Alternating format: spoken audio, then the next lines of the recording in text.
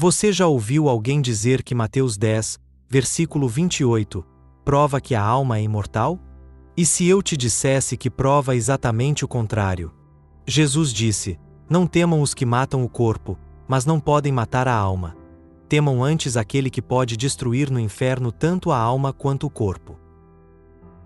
No original grego, alma é psique, e significa vida, existência. E destruir é apólime, que quer dizer aniquilar completamente. Ou seja, Jesus está dizendo que Deus pode acabar com tudo, corpo e alma. Se a alma fosse imortal por natureza, nem Deus poderia destruí-la. Mas Jesus afirma que ele pode? Sim. Esse texto desmonta a doutrina da alma imortal. Quer entender isso em detalhes?